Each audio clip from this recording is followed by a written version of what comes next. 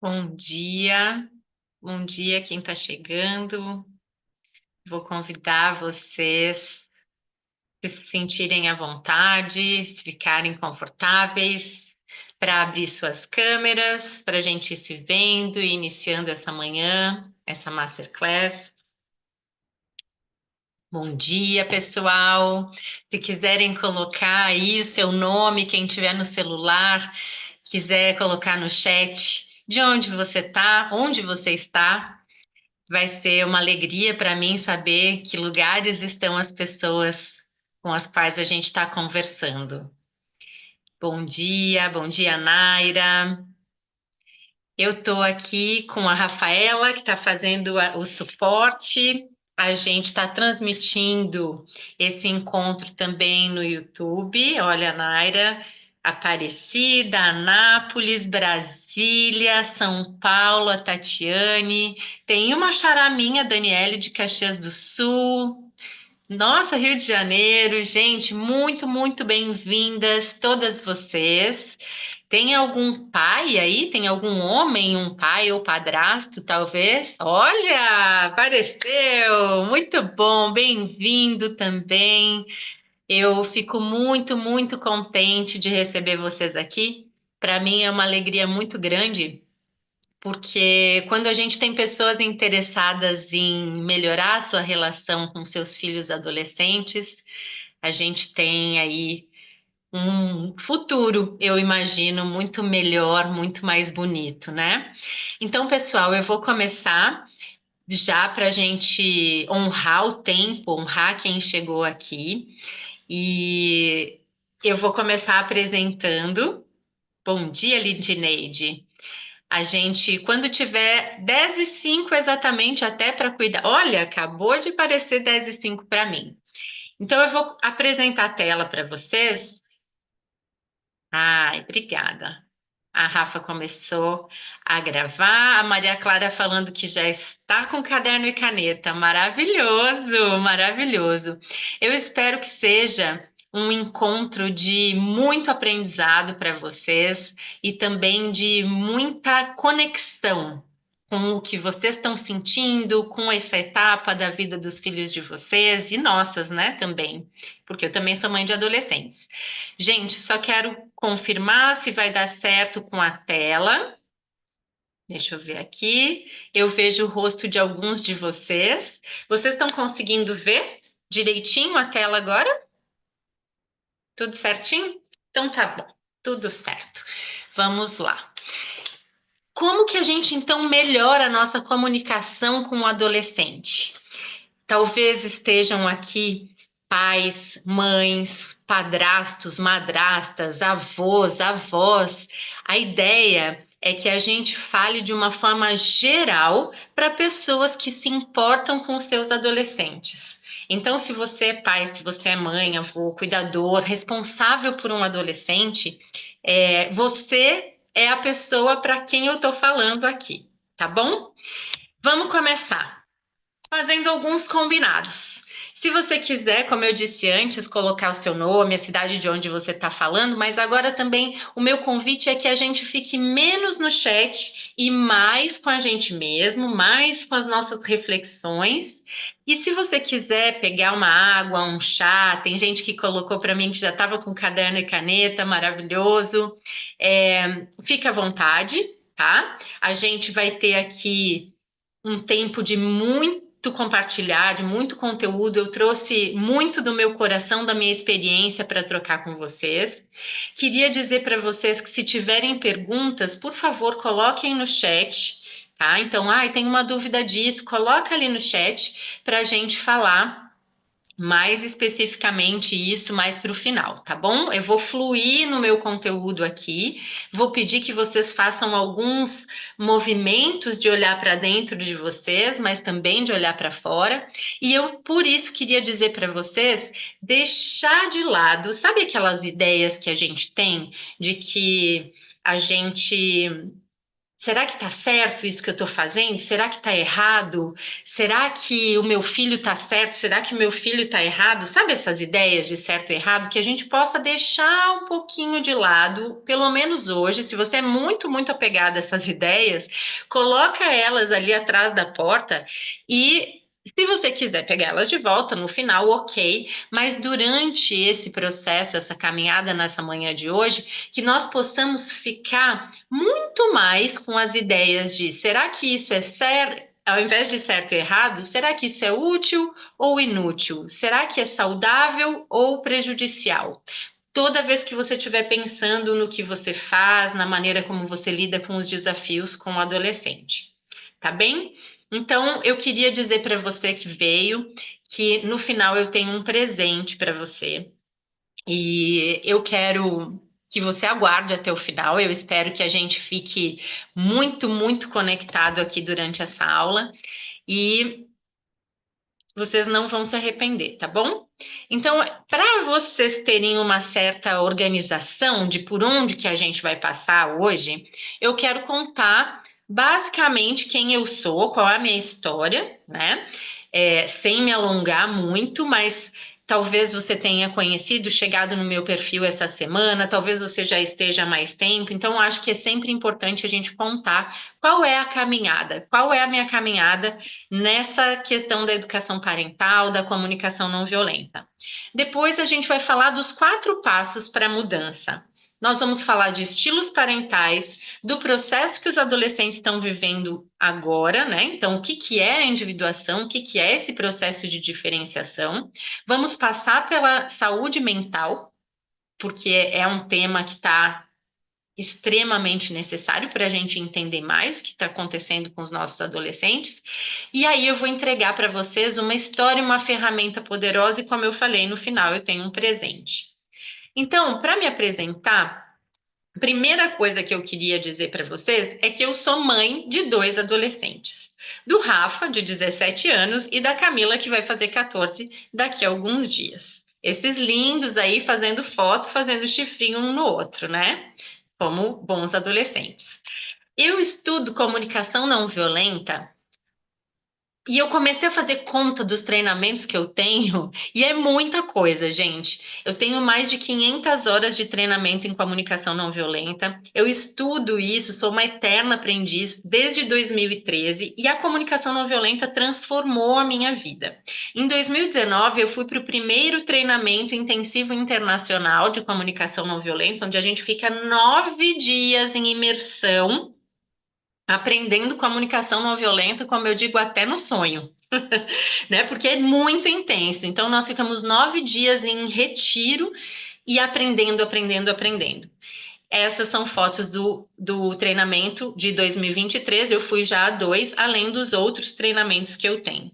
E aí comecei a rever, porque eu sou fonoaudióloga de formação. Então, foram 21 anos atendendo crianças e famílias como fonoaudióloga. Mas, sem dúvida, o que me fez mudar, olhar e acelerar todo o processo foi quando me tornei mãe. Eu fiquei com muitas dúvidas.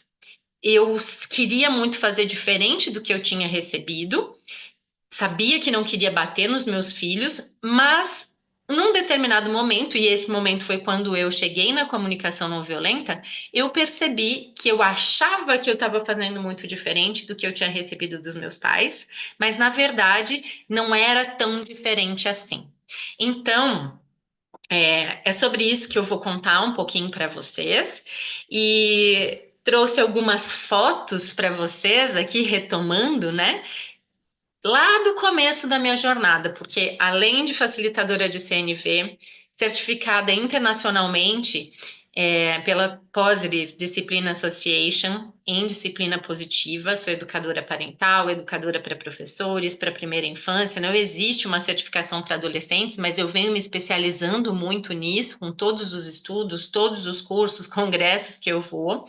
É, e o que acontece é que eu comecei a perceber, quando comecei a estudar, que eu precisava estar junto com outros pais.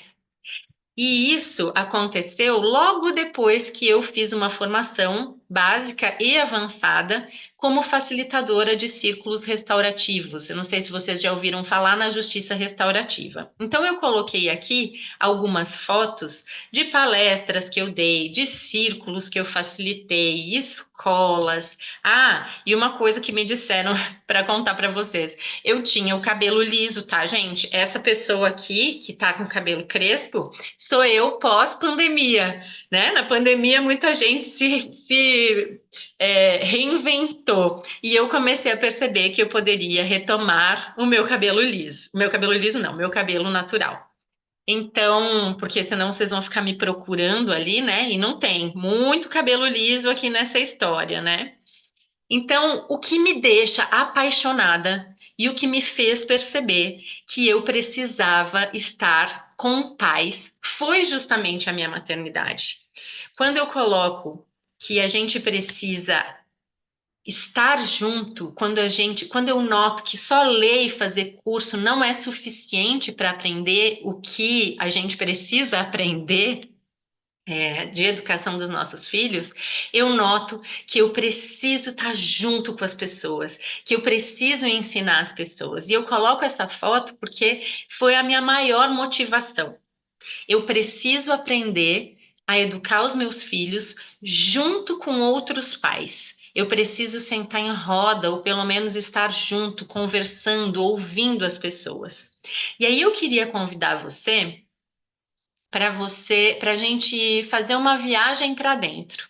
É uma viagem curta, você não vai precisar contar nada para ninguém, mas eu vou pedir para você fechar um pouquinho os teus olhos e tentar lembrar da tua infância, da tua adolescência e tenta lembrar de uma situação lá da tua adolescência, uma situação que foi muito difícil de você lidar.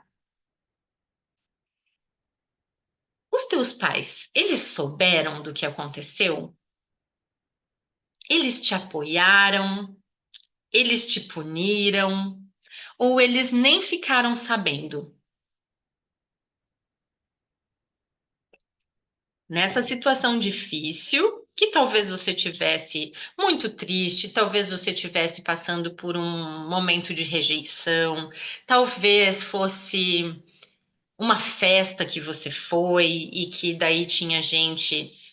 Só um minutinho, gente. Rafa, eu tô vendo que tem pessoas na sala de espera. Se puder ficando dando uma olhadinha nisso para eu não me distrair, por favor. A Rafa tá fazendo o nosso suporte, gente. Então, o que que aconteceu? Os teus pais souberam? Tenta pensar no resultado. Se teve algum resultado disso que aconteceu. Pode ter sido um primeiro porre porque você não sabia beber, pode ter sido uma rejeição, como eu disse. Não importa exatamente o que você aprendeu com essa experiência. E tenta pensar se essa experiência impactou a tua vida de alguma maneira. Se impactou a maneira, talvez como você educa o seu filho.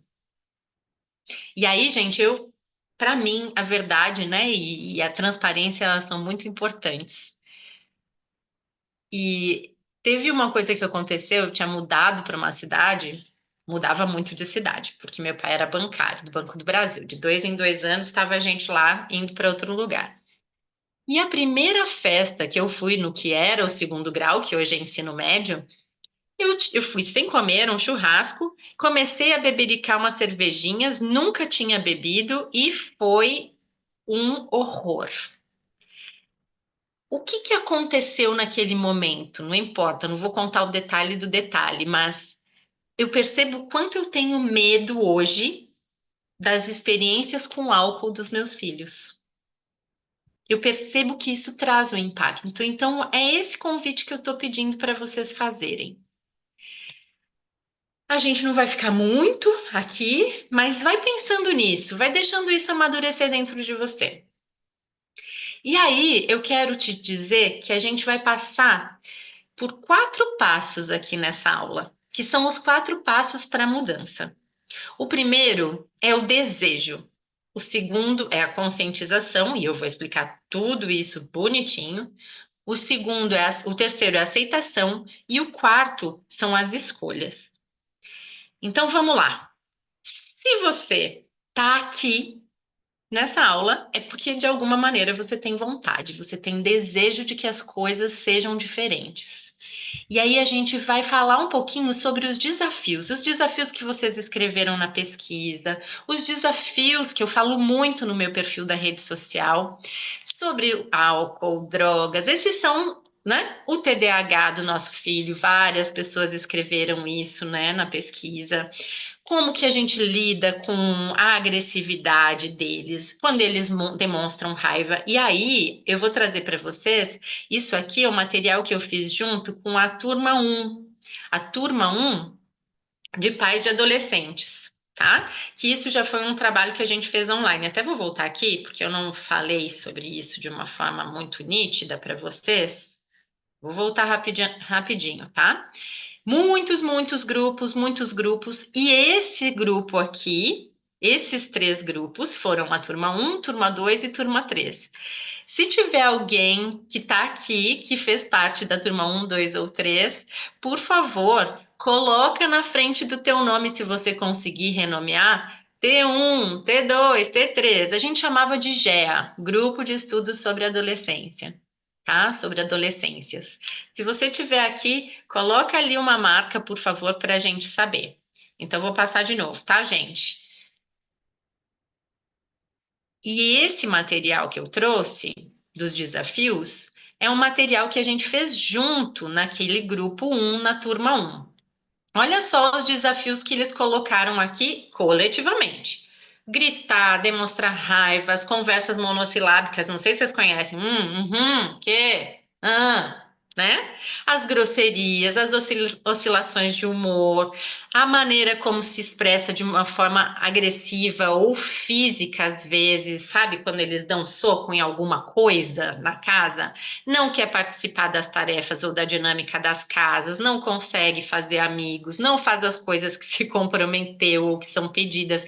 Vocês se reconhecem em alguma dessas coisas? Não colabora ou colabora pouco, né? Que meio que se repete até, baixa colaboração, uso excessivo de telas. Esse aqui não tá tão bonito, eu fiz a foto, tá? Esse aqui tinha ficado muito ruim, ou eu tinha escrito, perdi, enfim, acabei fazendo mais bonitinho. Mas esse aqui é do grupo 2. Vejam só que interessante. Ataques de raiva, agressividade, não quer estudar, finge que não ouve, responde com ironia. Eu não vou ler todos, tá, gente? Mas vejam, reparem no que tá dando para a gente perceber aqui. A argumentação desafiadora. Será, gente, que eles fazem isso? Alguém aí na casa de vocês faz argumentação desafiadora, por acaso? Fica desafiando a gente, tudo eles respondem.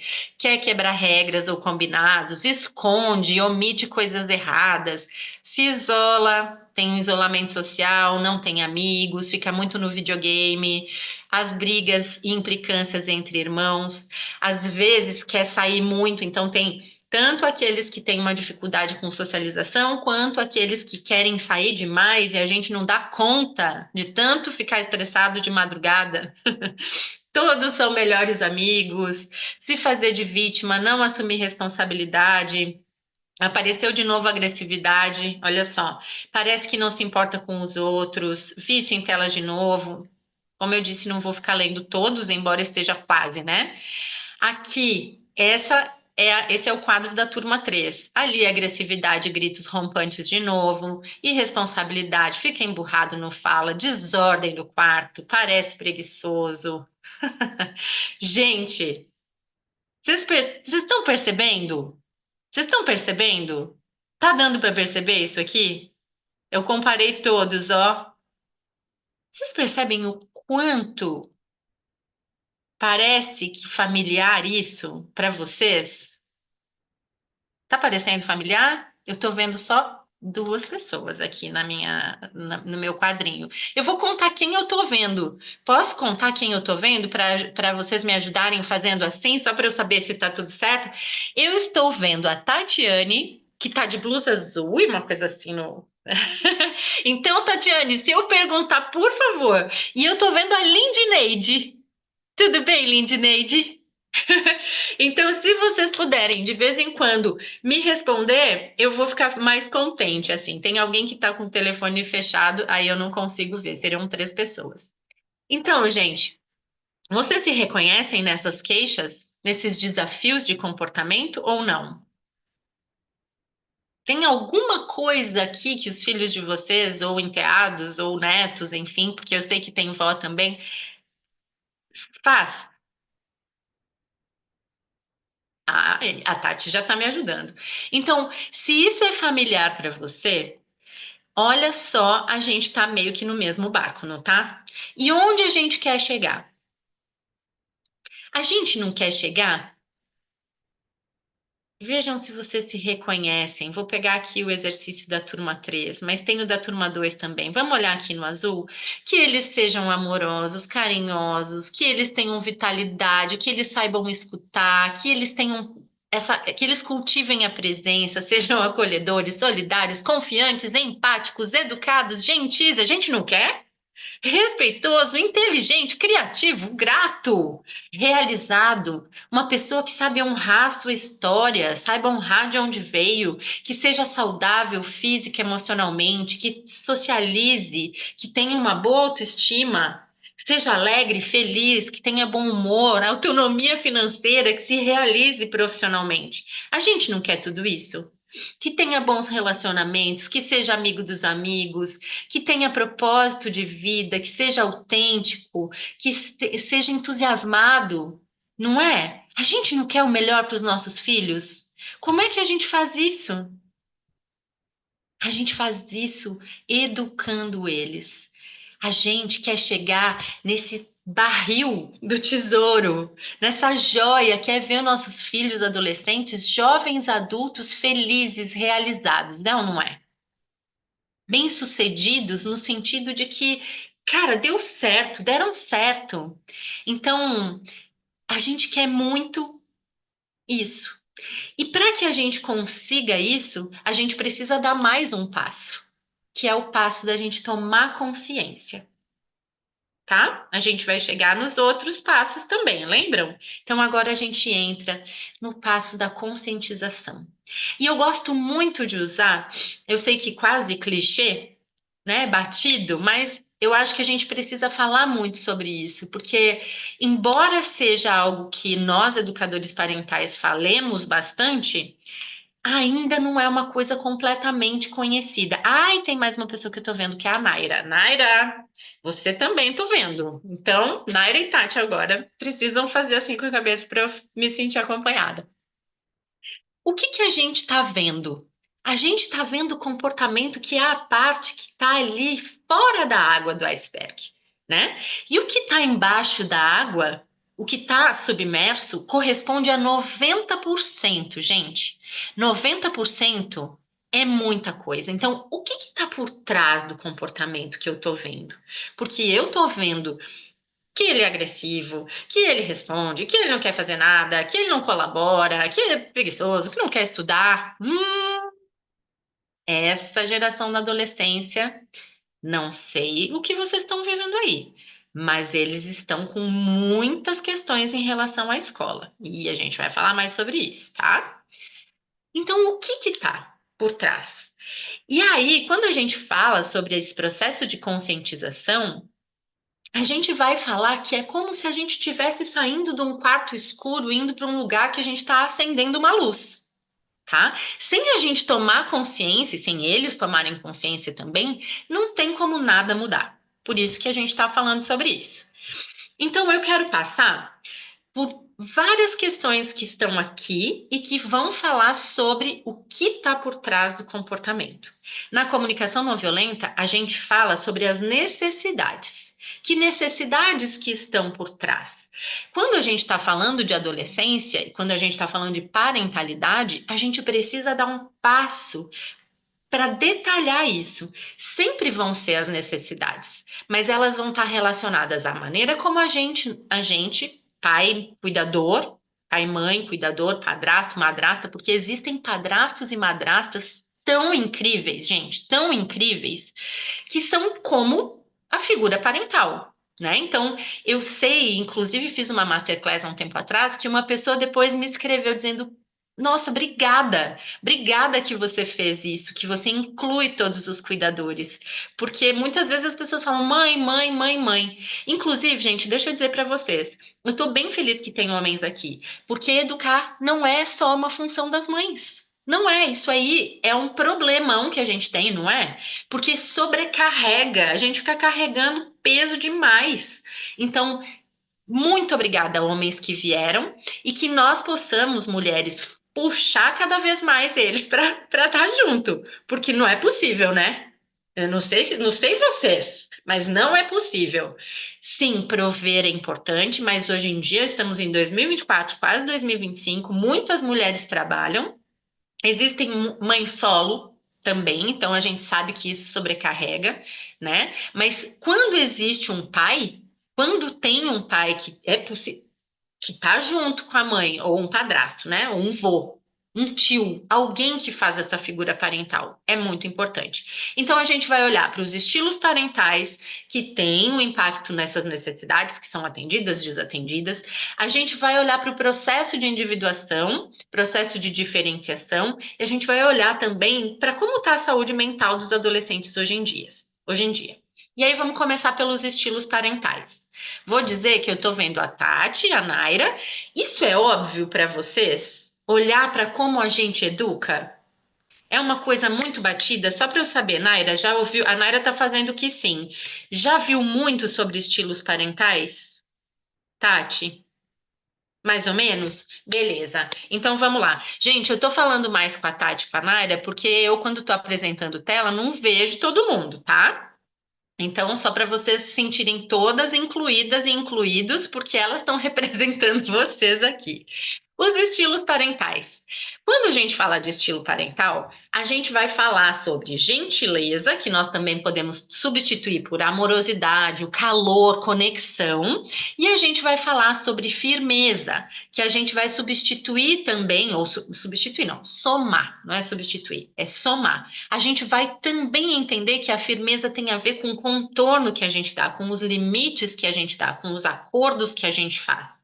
Então, volto. A gente vai falar de gentileza, barra amorosidade, calor, conexão, e firmeza, barra limites e contornos.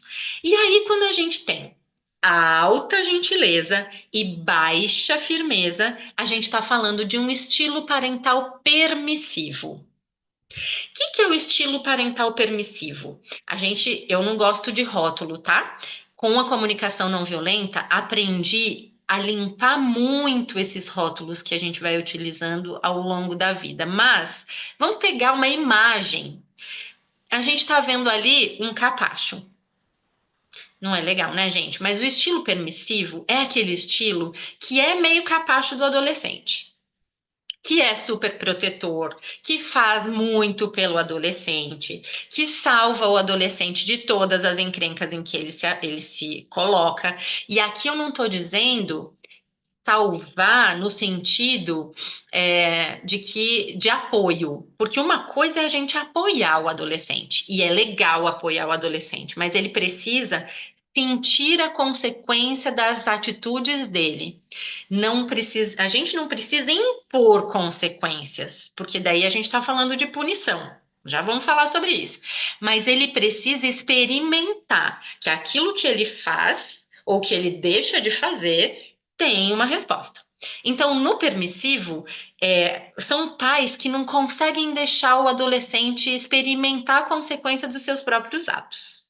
Sabe aquele pai helicóptero também? Eu não gosto de rótulo, mas tem se falado muito isso nas redes sociais, que são os pais que salvam demais, que o adolescente está sempre fazendo, esquecendo e que o pai vai lá e faz. O pai e a mãe vai lá e faz a comida sempre. Então é um estilo parental que tem alta gentileza, alta amorosidade, alto calor, mas que tem baixa firmeza, tá bom? Vamos para o próximo. Quando a gente tem baixa gentileza e baixa firmeza, a gente está falando do pior estilo parental que tem. Esse é o estilo negligente. Estou representando ele aqui como um fantasminha. Esse estilo significa que eu não banco educar. Eu não tô ali, eu não vejo. E aí eu coloquei a palavra privacidade aqui, porque eu não sei se vocês acompanharam, mas tem uma juíza, chama Vanessa Cavalieri, ela é a juíza da Vara da Infância e da Adolescência do Rio de Janeiro. Ela tem uma conta muito interessante que se chama Protocolo Eu Te Vejo, Projeto Eu Te Vejo, agora estou em dúvida. E ela viralizou há umas 3 semanas, 3 ou 4 semanas, falando das contas DICs dos adolescentes. Vocês chegaram a ver isso? Contas DICs? Escreve DIXX. Mas a gente não precisa saber esse nome. O que importa é que são contas do Instagram que estão ali escondidas, que os pais não veem. E aí eu postei, repostei o que ela estava falando, né? Que os pais precisam olhar o que seus filhos estão fazendo na rede social. E algumas pessoas questionaram sobre a privacidade. E esse é um tema muito espinhoso. Por quê? Porque quando a gente acha que o nosso filho adolescente pode ter muita privacidade, a gente está falando de uma coisa muito diferente do que era quando nós éramos adolescentes. Quando nós éramos adolescentes, a privacidade se tratava de não ler um diário, de deixar o adolescente dentro do seu quarto. Mas quando eu era adolescente, estava dentro do meu quarto, eu estava dentro do quarto. Se você tem mais ou menos a idade que eu tenho, você também estava dentro do quarto. Hoje em dia, adolescente dentro do quarto não está dentro do quarto, está na rua, que é a rede social, que é a internet. Então, não dá, gente, para a gente não olhar para o que os nossos filhos estão fazendo. Não dá. A gente precisa falar, informar para eles que a gente vai fazer isso, porque não se trata mais de ler diário, tá? Quando a gente fala de um estilo que tem alta firmeza e baixa gentileza, a gente está falando do estilo autoritário ou controlador. É um estilo que geralmente usa sermão, punição, castigo. Quando a gente olha para o tijolo ou para uma pedra pontuda, áspera, a gente tem uma ideia das características desse estilo parental. A maioria dos pais com os quais eu já trabalhei até hoje, foram muitas pessoas, quando eu pergunto que estilo você identifica, o que que você acha, às vezes a pessoa não acha que foi autoritário, mas ao longo do tempo ela vai se dando conta. A maioria de nós viemos de um estilo autoritário, onde tem muito controle e pouca liberdade. Muita ordem e pouca liberdade. A maioria de nós apanhou quando era criança, ficou de castigo. É ou não é? A maioria de nós contou com esses recursos dos nossos pais. E aí, gente, quero falar uma coisa assim, bem importante. Não é sobre culpa. Não é sobre a gente ficar choramingando. Eu não tô choramingando, mas eu sei que isso surtiu efeitos em mim. Isso deixa marcas. A gente apanhar, a gente ficar de castigo injustamente muitas vezes. Então, é um estilo parental duro, áspero, frio, que às vezes tem calor, amorosidade, sim. Eu recebi muito amor também, muita gentileza também. Mas quando a coisa estava apertada, quando estava difícil, quando eu tinha errado, o que que eu recebia? Punição e às vezes física. O que que a gente quer? Vamos falar de boa notícia.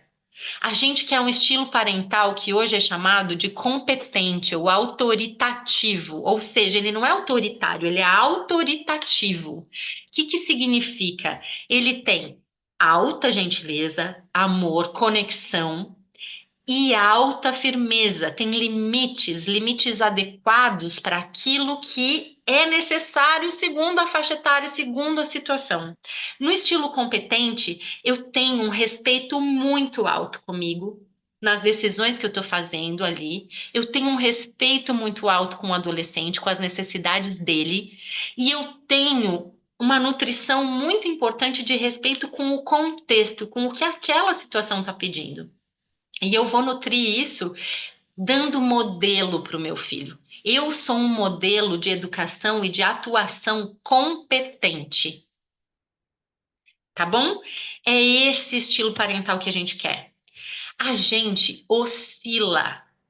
E aí, eu quero dizer para vocês que pendular é natural, porque eu falei para vocês, eu vim de um estilo, eu recebi um estilo autoritário, um estilo mais controlador, punitivo. Eu quero fazer diferente, então é natural que em alguns momentos eu vá lá para o outro lado do pêndulo.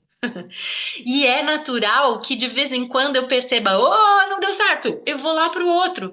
Mas o que que a gente quer? A gente quer pendular menos. Nós queremos ficar mais equilibrados ali entre o estilo competente, que significa que eu tenho sim uma autoridade, é importante. Os adolescentes precisam saber que os seus pais dão conta deles. A gente precisa bancar os nossos filhos adolescentes. Isso significa olhar, às vezes, sim, a rede social deles, informar para eles: eu vou olhar. É se colocar aberto para ter conversas, é se colocar aberto para apoiar quando eles estão com dificuldade. Então, o estilo competente, que é o que a gente quer, ele demanda da gente muito. É fácil? Não. Quem disser para vocês que isso é fácil, vou contar para vocês, tá mentindo. A gente precisa trabalhar na nossa emoção, nas nossas histórias. A gente precisa reconhecer os nossos gatilhos, a gente precisa reconhecer aquilo que a gente viveu. E muitos de nós não reconhecemos ainda. Ainda, tá? Porque a gente vai caminhando cada vez mais. Eu vou passar muito rápido pelo conteúdo da individuação, tá? Que é um processo. E eu não falei aqui, mas eu quero dizer para vocês que, segundo a OMS, a adolescência é um período que vai dos 10 aos 19 anos, tá? No ECA, que é o Estatuto da Criança e da Adolescência, a gente tem, para fins legais e de políticas públicas no Brasil, a faixa etária dos 12 aos 18. Mas quando a gente fala que uma Organização Mundial de Saúde entende que a adolescência começa aos 10, tem motivo, tá bom? E aí a gente vai falar do processo de individuação e isso é uma coisa que de fato vou passar rápido, porque senão a gente vai olhar para muito detalhe e não dá tempo para a gente fazer isso hoje, tá? Mas eu quero contar para vocês que o processo de individuação, ele inicia ali, às vezes até um pouco antes dos 10, tá? E aí eu vou passar por tópicos. Eles precisam descobrir quem eles são. Eles precisam se descolar dos pais. Por isso que individuação ou diferenciação. Esse processo, muitas vezes, ele parece rebeldia. Por quê? Porque eles precisam saber quem eles são, né? Eles precisam descobrir quem eles são. Então, eles vão testar os valores da família. Adivinha o que acontece com a gente quando eles estão testando os nossos valores? Por quê? Trabalhar é importante para a gente, estudar é importante para a gente, respeito é importante. E eles, o que eles fazem? Eu não quero fazer faculdade. Eu não vou fazer vestibular. E o que acontece com a gente? A gente surta. Daniel Siegel, eu vou mostrar para vocês depois. Ele fala do que acontece com o nosso cérebro quando a gente surta, quando alguém aperta um gatilho nosso. O nosso cérebro tem uma parte lá dentro que se chama cérebro reptiliano, sistema límbico. E aqui é a parte do nosso cérebro pré-frontal, tá? Essa parte da frente, que é equivalente aqui onde estão as minhas unhas, é a responsável por a gente ter empatia com o outro, por a gente tomar decisões pensadas e não impulsivas. Enfim, quando a gente surta, o que está funcionando é o cérebro reptiliano, que é responsável pela luta e fuga. Sabe quando a gente fica doido, doida, que o adolescente fez alguma coisa? É isso que acontece, ó. A gente surta, levanta a tampa, como diz o Daniel Siegel.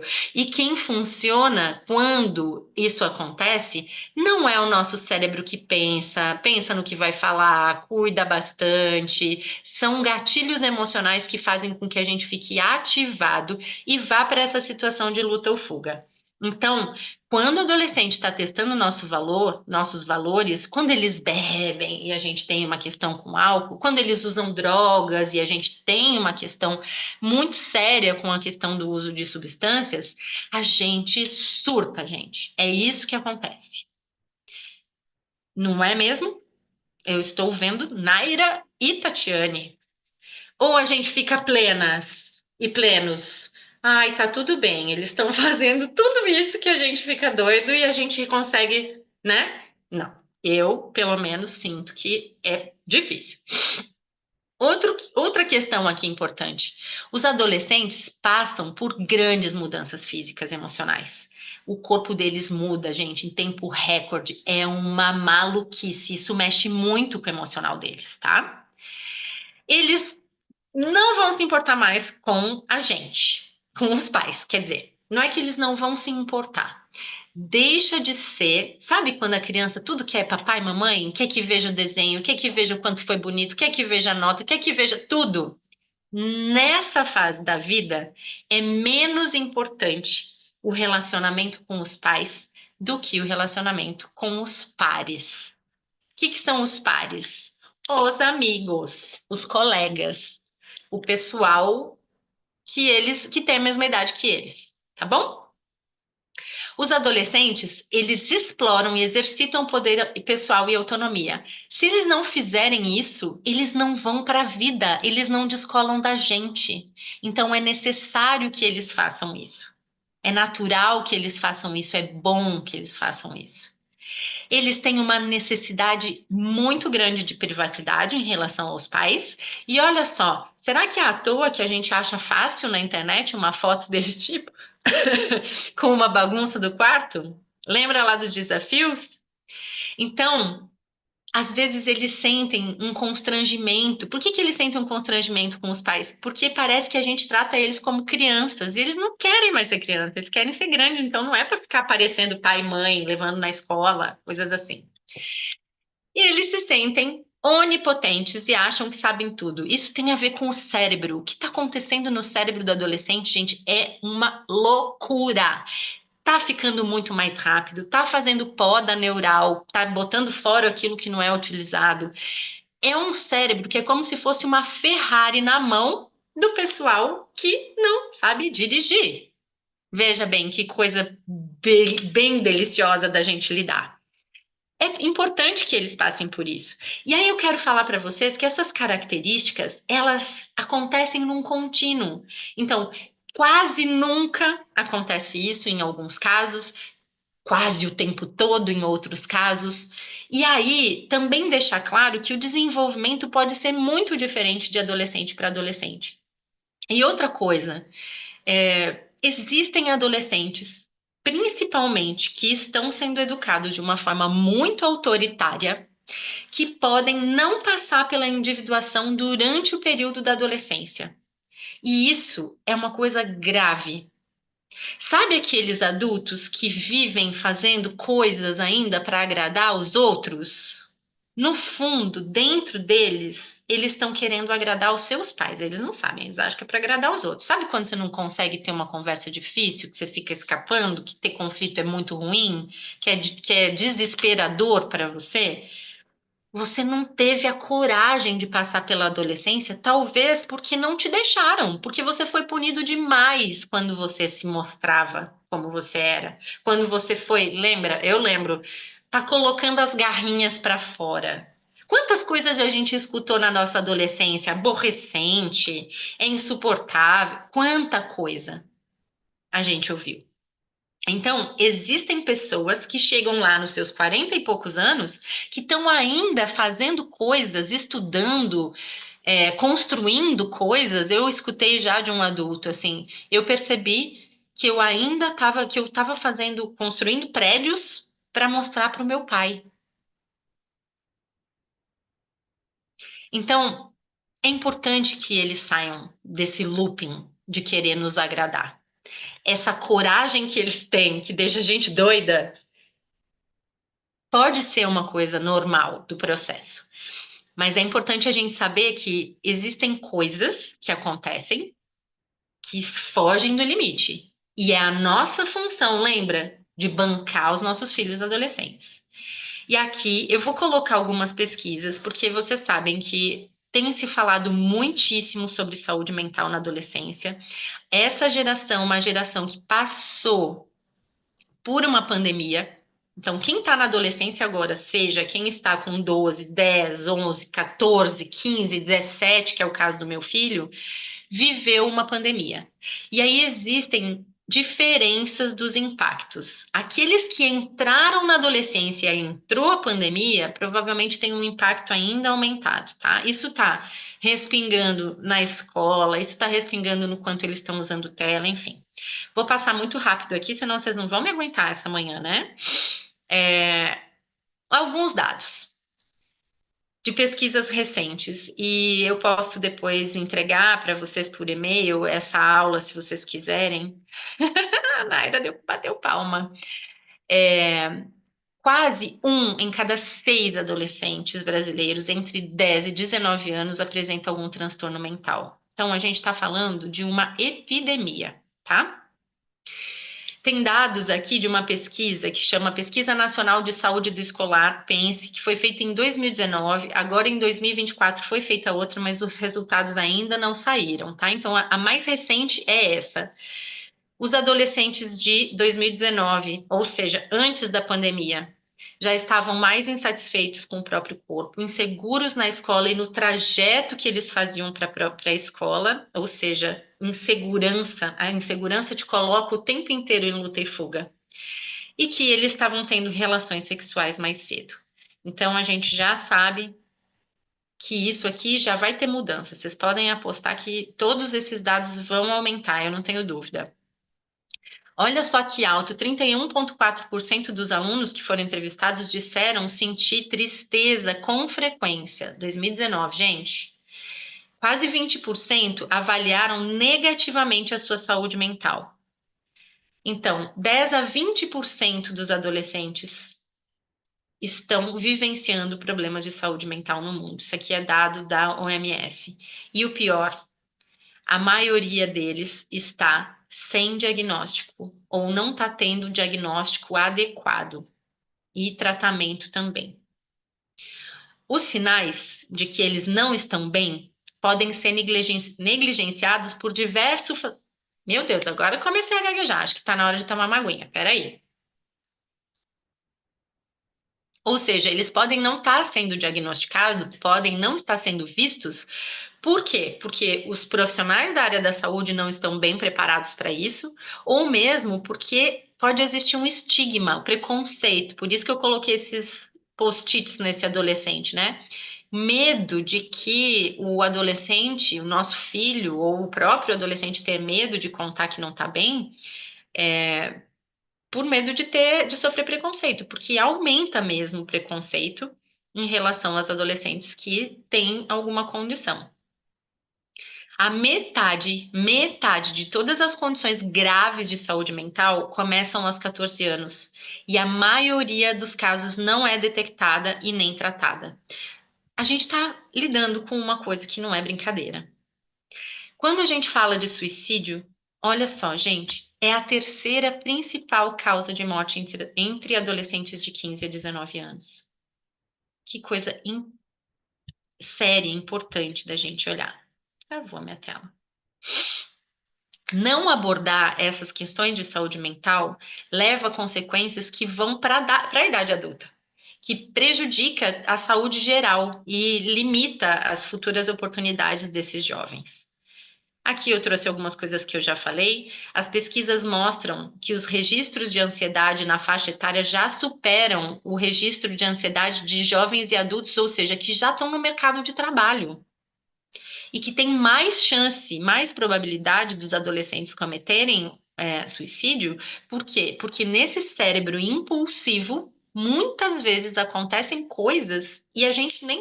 Ele não precisa estar mal para cometer suicídio. Um adolescente com esse cérebro imaturo, às vezes ele entra em desespero e mesmo que ele não esteja em depressão, pode ser que ele faça isso.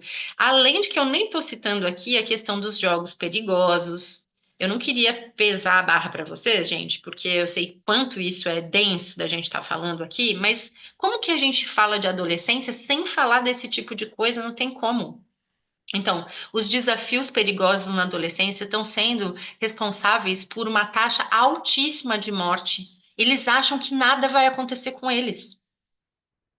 Eles não entendem o perigo, não tem essa visão em perspectiva do que pode, de fato, se tornar muito sério na vida deles. Então, olha só quanto isso é grave, né? Aqui a gente tem ainda dados entre 2011 e 2022, pegando essa faixa de 10 a 24 anos. Então, a gente tem taxa de suicídio crescendo 6%, de autolesão, né? Que as pessoas usam o nome automutilação, se cortar, se queimar, um aumento de quase 30%. É muita coisa. Então, a gente precisa entender que a adolescência é um período crucial, importantíssimo para o desenvolvimento de hábitos sociais e emocionais. A gente precisa entender que os adolescentes estão sentindo dor. Muitas coisas que acontecem que a gente não está entendendo desse comportamento tem a ver com essa dor.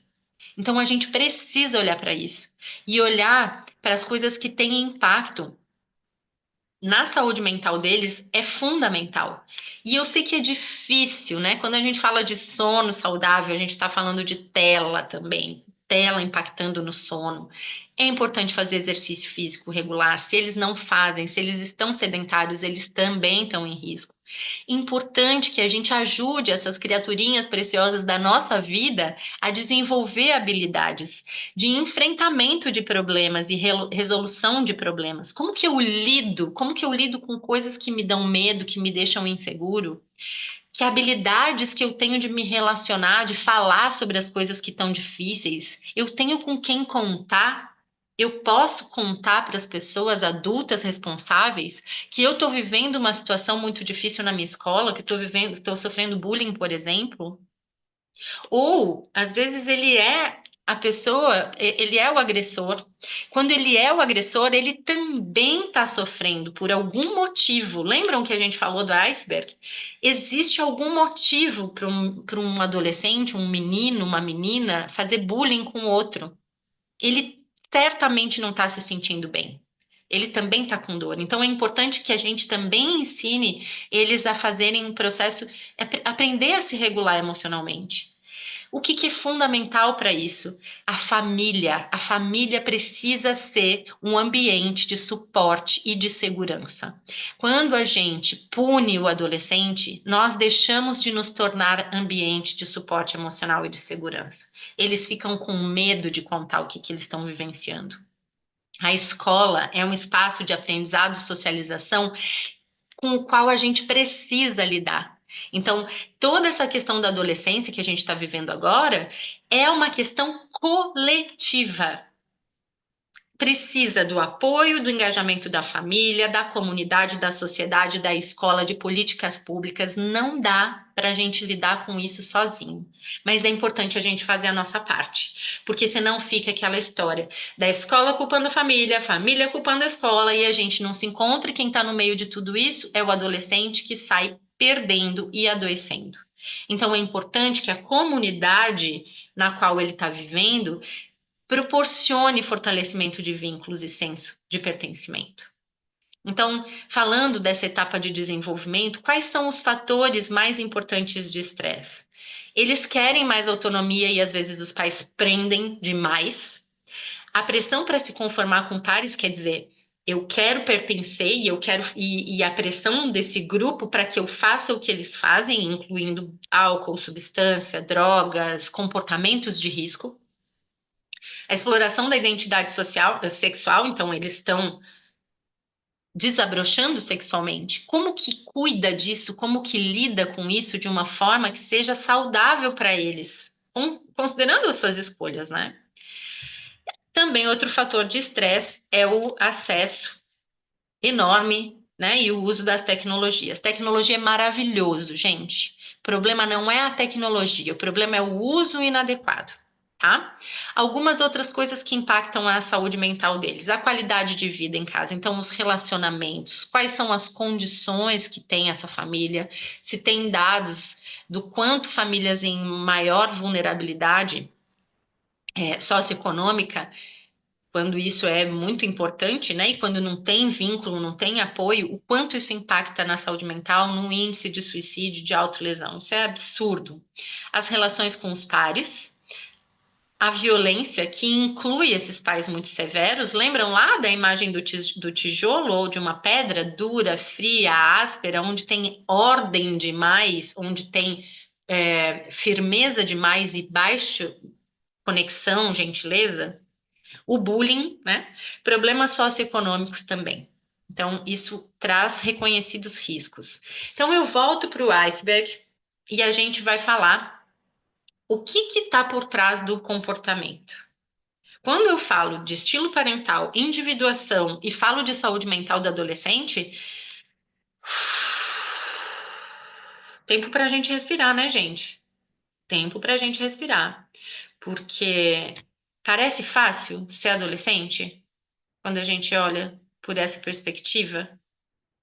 Vou contar quem são os rostinhos que eu tô vendo agora. Eu tô vendo Fabiana Morales Farias, Débora Gonçalves, Naira. Parece fácil ser adolescente?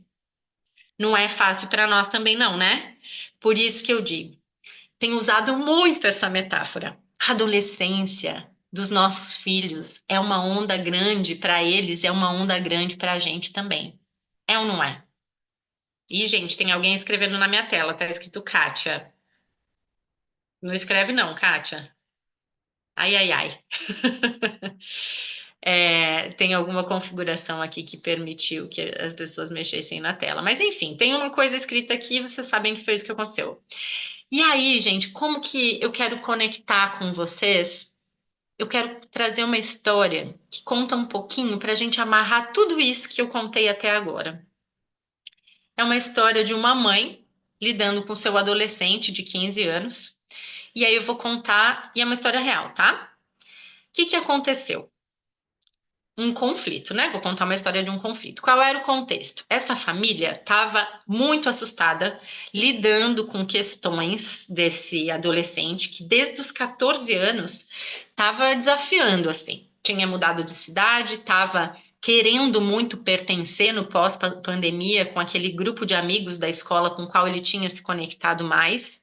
E era um grupo, como todos os grupos de seres humanos, que tinha de tudo. Tinha gente muito legal naquela turminha, né? Todos eram muito legais, não vou falar, né, que não, mas eu não acho que os adolescentes não são legais. Mas tem aqueles que estão mais da pá virada, né? Mais do barulho, e tem aqueles que são um pouco mais tranquilos. Então tinha todos esses tipos aí. E aí, então, essa família estava vivendo conflitos, conflito conjugal, conflito com o adolescente, querendo, né, discordando sobre a maneira de lidar com os desafios entre o pai e a mãe, porque o pai já estava achando que aquele negócio todo tinha dado muito errado, então queria punir, segurar, tirou o celular, deixou de castigo, sabe? Vocês conhecem esse script? Conhecem? Quando a gente fica apavorado, que a gente fala assim, não, agora fica aqui, agora vai ser do meu jeito. Ai, ai, ai. A mãe estava tentando lidar com tudo aquilo, mas também estava apavorada. Para ela, a questão de uso de substância e drogas é um negócio assim grandioso. Então, trazendo o contexto para vocês. Aí, os fatos desse conflito, né, que ela me contou. Ela estava na rua, o filho dela trabalhava num lugar, num shopping, e trabalhava numa loja de alimentos congelados. Acordava cedo, ia para aula, depois ia direto para essa loja de alimentos congelados. Ela tinha coisas para fazer na rua, chegou nesse lugar, pensou, vou dar uma carona para ele no final da tarde. Quando chegou lá, ele falou para ela: "Ô mãe, me dá um açaí, eu não almocei hoje." Já pegou no gatilho da mãe. Meu Deus, desde as 6 da manhã essa criatura não comeu, já era quase 6 da tarde. Depois desmaia. Sabe essas histórias? Mãe, né? Depois desmaia, não sabe por quê. Depois fica passando mal. Nananana. Ela ficou braba e falou assim: se vira. Eu tenho que resolver minhas coisas, depois eu venho aqui, come em casa. Foi fazer o que ela tinha que fazer ali perto e voltou, passou na loja de congelados dele, para que ela queria levar uns pães para casa.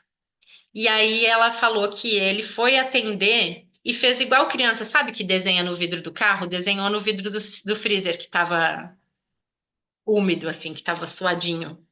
Nisso ela olha para ele e fala: Nossa, filho, não passa o dedo no freezer. Diz que ela sentiu até um pouco de vergonha, assim, daquilo. Para quê que ela foi falar isso?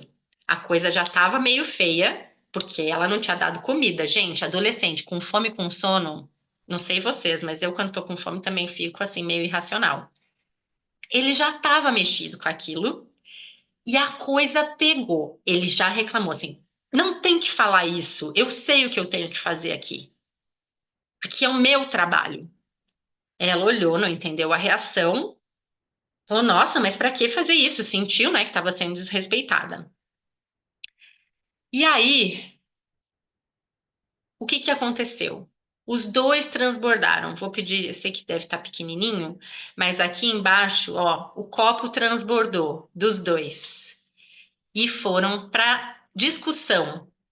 Ela já pensou que ela se arrependeu de dar essa carona. Não devia ter dado carona para ele, não devia vir aqui para dar carona. E nisso saíram da loja e ele mandou essa para ela: Te odeio, mãe. Meu Deus, vocês imaginam o que é para uma mãe que faz tudo por uma criatura, gera, pariu, criou, foi lá para dar carona e ouve um te odeio. Quem aqui já ouviu o te odeio do adolescente? Alguém? Ai, vi. Da Fabiana já ouviu. É ruim, né, Fabiana? É muito ruim. É muito ruim. E aí, ergue a tampa, né? Como o Daniel Siegel falou. Ai, eu vou contar para vocês que essa mãe sou eu. Essa mãe que não conseguiu se regular. Essa mãe que chegou lá. Ai, de novo, Daisy, não escreve na tela. Antes era a Kátia. Gente, não escrevam na tela, por favor. Tá aparecendo risquinhos. Essa mãe que viveu isso era eu. Eu tava muito mexida com tudo que estava acontecendo. Ele tava com fome. E aí, o que que aconteceu? Vou contar para vocês a jornada na minha cabeça. A via rápida que o nosso cérebro faz. Então, a primeira coisa, o que eu pensei, é um mal agradecido. Não devia ter dado carona, não devia ter pensado em dar carona para ele. Como que pode, que mal educado, tá realmente tá dando tudo errado nessa educação. Olha só, é um ridículo. Gente, todas as coisas que vieram na CNV, na comunicação não violenta, a gente fala que esse é o show do lobo.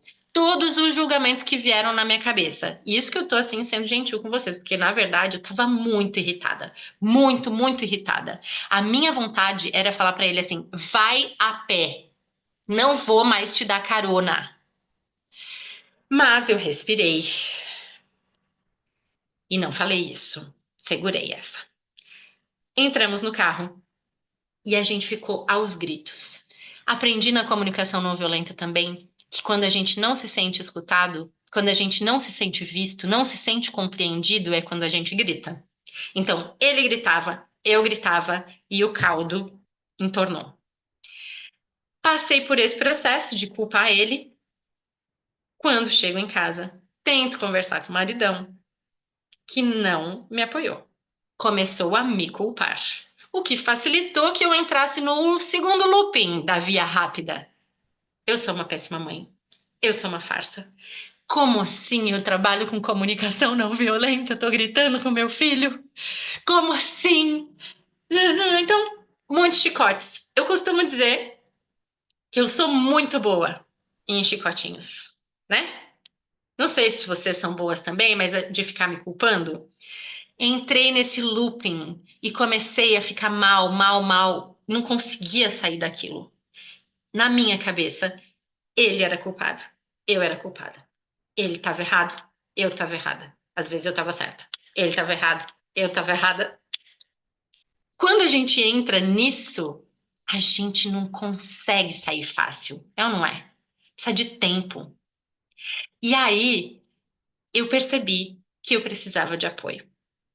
Isso foi outra coisa que eu Você aprendi. precisa desbloquear seu iPhone. Gente, a Siri, ela resolveu conversar comigo. Desculpa, vocês ouviram que ela estava falando comigo? Eu precisava de apoio, eu precisava de escuta naquele momento. Eu estava sofrendo muito. E aí eu pensei, eu vou ligar para uma pessoa da minha rede de apoio. Liguei, ela me escutou e ela me ajudou a sair da via rápida. O que é a via rápida? Esse lugar onde a gente se culpa e culpa o outro enlouquecidamente. É uma via do nosso cérebro que a gente está muito acostumado, que tem várias pistas. A gente vai para esse lugar de forma automática, é ou não é? E aí, o que que eu faço? Eu preciso sair daqui. Tava grande. Parece uma coisa boba, né, esse conflito? Mas não era um conflito bobo. Tinha um monte de coisa ali. Quando eu vou para escutar o que estava acontecendo dentro de mim, o que que era importante para mim naquele momento? Era importante o reconhecimento, a consideração. Era importante, eu queria que ele me considerasse, que ele entendesse que eu estava querendo fazer uma gentileza para ele. Eu queria que fosse fácil, eu queria que fosse mais harmônica a nossa relação. Eu queria conexão. Não tive nada disso, né? Então doeu. Parece bobo, mas olha quanta coisa tem ali. Respeito, ser vista, ser compreendida, considerada. Que fosse fácil, que fosse leve. Essas são necessidades. Quando eu sou ouvida, quando eu consigo me escutar também falando com a minha amiga e consigo chegar nessas necessidades, eu tenho mais condição de tentar compreender o que está acontecendo com ele também. Poxa, ele estava com fome e eu disse que não. Quando eu falo que não para uma pessoa que não almoçou e é quase 6 da tarde, eu estou de alguma maneira deixando de cuidar. Tratando ele como se ele tivesse que ter, na minha cabeça, tem que ter responsabilidade, tem que ter autonomia. Como que fica sem comer? Esse aqui é o rápido. E aí eu tratei ele como se ele fosse adulto, como se ele já tivesse que dar conta de tudo, como se ele não pudesse errar. Até como se adultos não errassem, né, gente? Mas enfim, eu trato ele como se ele tivesse que ter a compreensão, a maturidade de um adulto. Isso não é real na adolescência. Aí tem uma frase famosa minha e do meu marido que eu falava assim: Alan, ele só tem 16 anos. E o Alan falava assim: Dani, ele já tem 16 anos. Vocês sabem com que idade o nosso cérebro fica maduro, gente? E ele amadurece de trás para frente. Ele completa o amadurecimento com 25 anos. 25 anos o nosso cérebro completa o amadurecimento. Ou seja, com 16 é só tem 16 mesmo. Mas na época ele tinha 15, tá? Então, eu chamo essa via aqui de se escutar, escutar o outro, como se a gente estivesse abrindo uma trilha na mata fechada. A gente precisa de ferramenta para fazer isso. E, em geral, a gente não tem referência. Porque quem aqui recebeu esse tipo de escuta dos seus pais? Toda vez que caía, falava assim: Nossa, deve estar doendo. Vem aqui, eu fico com você. Eu tô aqui, eu tô aqui. Ou você ouvia: Quando o casar passa, não foi nada, não foi nada, com a melhor das boas intenções. Mas o que que a gente aprendeu sobre sentir, sobre chorar, sobre ter raiva? Meu pai adorava falar: Amo, viu, pai? Se você tá ouvindo, né? Adorava falar assim: Tá braba? Dois trabalhos, ficar braba e se amansar. Isso não é colher, gente. Isso não é validar o sentimento. O que que a gente aprendeu sobre sentir na nossa vida? Então a gente não tem referência, né? Não tem referência. Quando a gente faz esse caminho na mata que a gente nunca passou, é mais difícil. A gente está fazendo um negócio hoje num contexto muito mais complexo, porque a adolescência nunca foi tão complexa, por causa das telas, da saúde mental que tem hoje, porque passamos uma pandemia, por tudo isso, a gente não tem referência. E principalmente porque também a gente não aprendeu a se escutar. Mas olha que lindo. Eu dormi depois de ser escutada pela minha amiga. E eu pensei, não é hoje o dia para conversar. Ele chegou em casa, bateu a porta, ficou emburrado. Tudo isso aconteceu. No dia seguinte, estava assistindo TV na sala e eu me aproximei e disse que queria conversar com ele. Ele falou que não queria conversar. Por que será que ele falou que não queria conversar? Que ele estava esperando que eu ia continuar naquele modo que eu estava ontem da via rápida. Como você me desrespeitou, eu tô magoada ainda. Olha só, devia ter te deixado caminhar via pé. Nunca mais vou te dar carona. Blá, blá, blá, blá. É ou não é? E ele disse: não quero conversar. Tava mal, visivelmente ele tava mal. Eu falei: filho, eu vou respeitar, mas eu queria te fazer uma proposta. Você topa ouvir? Ele disse que sim. Eu falei: a minha proposta é falar duas frases. Se você não quiser continuar me escutando, depois das duas frases, eu vou aceitar, vou respeitar e a gente retoma essa conversa em outro momento. Pode ser? Pode ser. Isso é um acordo. Eu não estou impondo. Eu estou falando para ele. Eu tenho uma proposta. Você concorda com essa proposta? Gente, isso é ferramenta, tá? Acordo é ferramenta. E aí eu falei, filho, eu entendi melhor. Eu tive escuta ontem, entendi melhor o que aconteceu e eu queria dizer que eu sinto muito. Eu entendi que eu te tratei primeiro como se fosse um adulto e depois como se fosse uma criança pequena. Quando ele desenhou no freezer, ele ficou com vergonha. E aí eu perguntei, eu falei duas frases, posso continuar? E ele falou, pode. E continuou ouvindo. Eu não vou contar todo o detalhe da conversa para vocês, mas eu continuei dizendo que eu tive escuta, que eu achei melhor dar um tempo para ele se acalmar e eu também, que tinha sido muito ruim, que eu tinha entendido que ele estava com fome, que ele estava nervoso, que eu tratei ele assim. Lamentei a minha parte. Senti muito, pedi desculpa, né? Pela minha parte. Eu não precisei falar nada sobre a parte dele. Ele levantou, me abraçou e falou: Mãe, desculpa também, eu fui grosso. Eu sei que estava querendo me dar uma carona. Eu te amo. E ele adora, eu acho o máximo, porque ele, quando eu tô lá falando que eu errei, ele fala: Mãe, tu erra pouco. Tá tudo bem, a gente não é perfeito. Então, a gente precisa entender que a solução de tudo é a conexão. E a gente só consegue se conectar com os nossos filhos se a gente se comunicar. E aí eu entro no passo 3, que é a aceitação. A aceitação de quem a gente é, da realidade que é. Não adianta a gente ficar pensando no meu tempo, como devia ser, o que que teria que ser, o que poderia. Isso não adianta, a gente precisa olhar para o que está aqui e agora. Quais são os recursos que eu tenho? Qual é a realidade da adolescência do meu filho? Sem aceitação, a mudança não acontece de verdade. Ela acontece de dentro para fora, a mudança e transformação. Então a gente precisa entender que a gente tem referências, que reconectar é possível, sempre, se tem vida, é possível. Isso passa por a gente se acolher. E aí vem o passo 4, da gente fazer escolha. Que escolha eu faço? Como eu escolho me comunicar e me relacionar com o meu adolescente? Eu não sei tudo. E mesmo que eu saiba, porque não falei isso para vocês. Quando isso aconteceu, 2000 e... Ai, meu Deus, ele tinha 15 anos, está com 17 agora, mas então, faz 2 anos. Eu já estudava comunicação não violenta há muito tempo.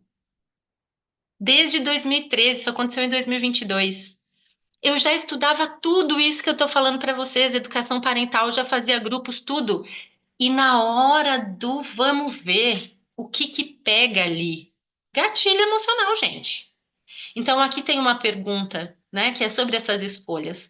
Como a gente encontra um equilíbrio entre respeitar as decisões do adolescente, respeitar o que está acontecendo com ele, compreender o que está acontecendo e os limites que a gente coloca como pais? Como que a gente apoia os nossos filhos e, ao mesmo tempo, permite que eles sejam quem eles são? E aí eu queria falar para vocês desse médico estadunidense que chama Daniel Siegel. Ele escreveu esse livro aqui, O Cérebro Adolescente, e eu adoro esse livro. Fala do grande potencial, a coragem e a criatividade da mente do adolescente. E o Daniel Siegel, ele fala que qual é essa abordagem de autoridade, de competência de pais? É uma abordagem que é repleta de calor, que tem limites sim, mas que respeita a autonomia deles, que permite que eles sejam quem eles são, que eles passem pela individuação, permitindo que eles saibam que estão seguros com a gente, que eles têm apoio, ao mesmo tempo que eles vão poder ser quem eles são. Vou favorecer a independência deles. Aqui uma foto minha com o Daniel Siegel, que chique. Tanto para o adolescente quanto para o adulto, uma frase dele isso. Manter a comunicação aberta é o princípio mais básico para navegar esses anos de tanta intensidade.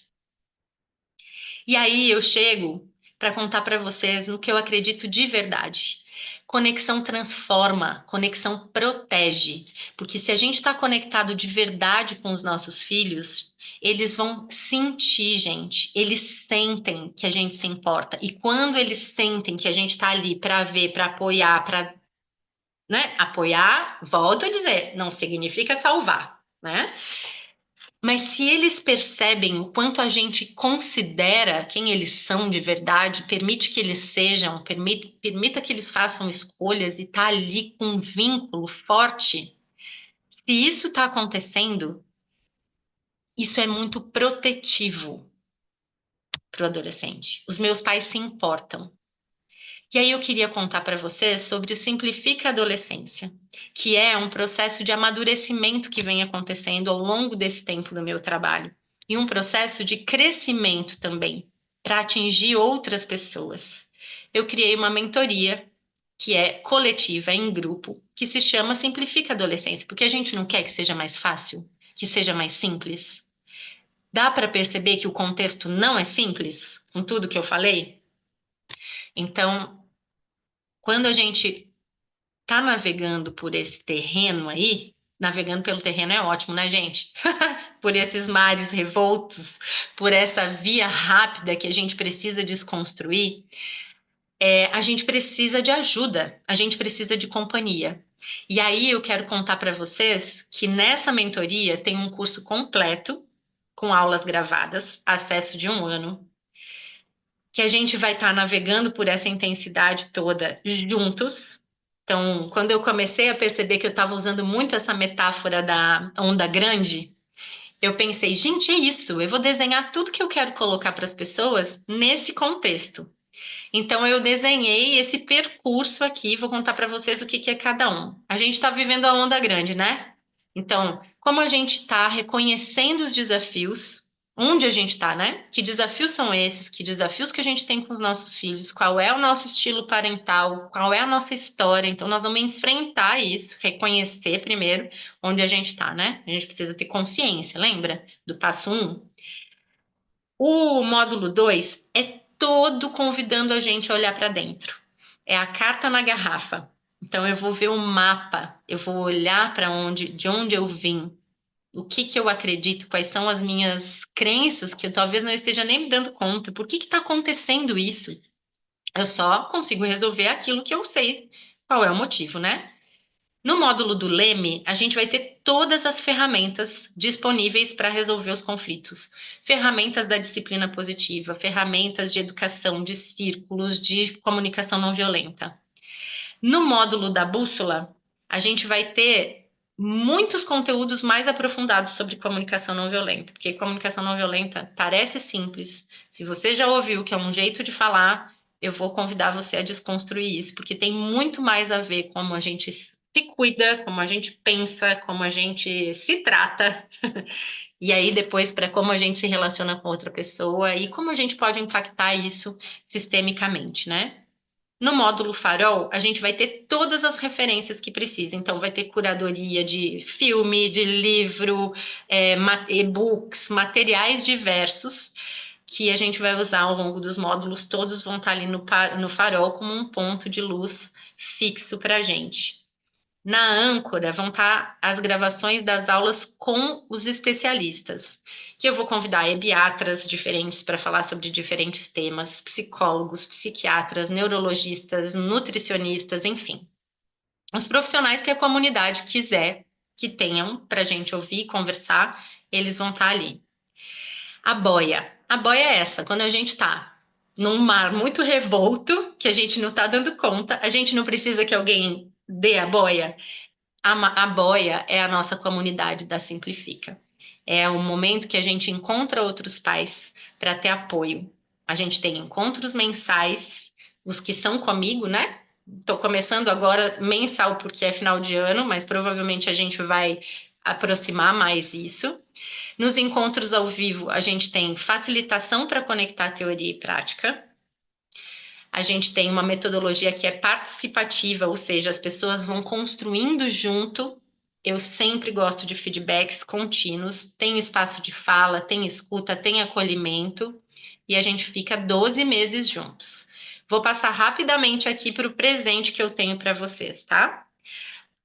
Quem entra hoje, e eu quero dizer para vocês que nesse processo de amadurecimento, eu também entendi que a gente precisa de companhia, né? Vai estar na comunidade com acesso também de 1 ano.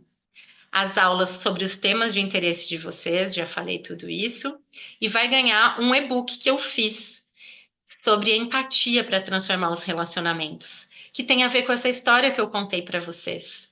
Como que eu paro e consigo me escutar? Como que eu escuto todo o show do lobo que eu estou fazendo na minha cabeça, que eu estou culpando o outro, me culpando, e escuto o que que eu preciso, o que que eu estou sentindo de verdade, que necessidades minhas que estão ali, que eu citei, né? Consideração, valorização, respeito, facilidade, harmonia, enfim.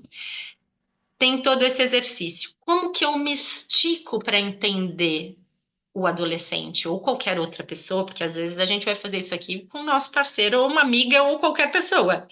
Como que durante um conflito, ou logo depois, ou se eu quero me preparar para uma conversa de novo que vai reconectar, como que eu me estico para entender a outra pessoa? Aqui tem um passo a passo de fazer isso. Hoje, tá? A gente vai fazer hoje e amanhã em 12 vezes esse valor do 1997 não vai ser mais, porque a gente está falando de membros fundadores.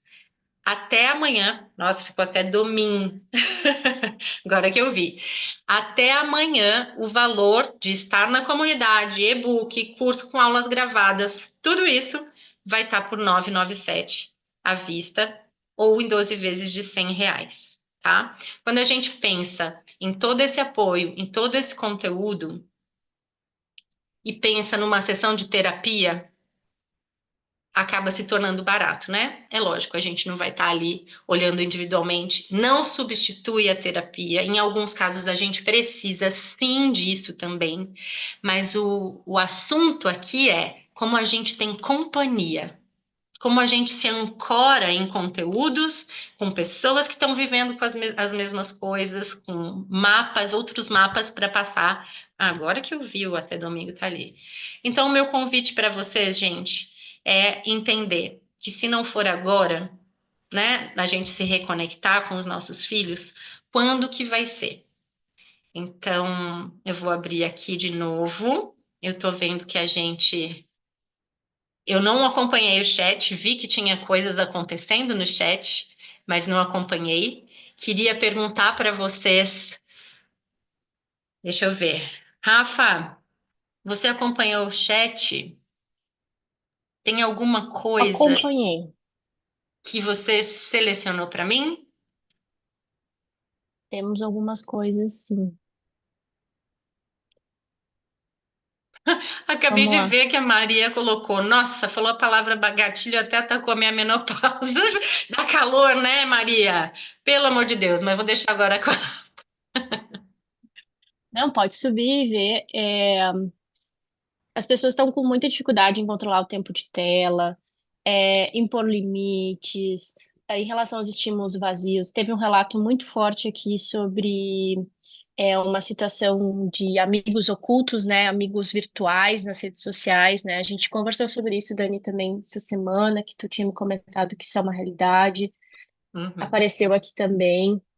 Que É, só tem amigos virtuais e não tem amigos na vida real? É isso? Não, tem amigos virtuais que acabam levando essa pessoa para pensamentos, transtornos, para ansiedade, né? Podendo levar até aí a querer tirar a vida. Esse tipo de situação Ah, aconteceu aqui. sim. Tem um relato bem forte aqui. Inclusive, gente, eu atendo uma mãe. Eu não nomeei essas coisas porque a gente não tinha tempo, tá? Mas a gente tem duas realidades muito difíceis. Tem a sextorção. Já ouviram falar isso? Agora eu tô vendo um pouco mais de pessoas. Sextorção significa o quê? Criminosos na internet que fazem um perfil com um perfil de adolescente, se for. Daí eles mapeiam tudo. Se é um adolescente LGBT, né? Eles fazem aquele mapa de quem poderia ser interessante para aquele adolescente. Ou de meninas para meninos, meninos para meninas, enfim.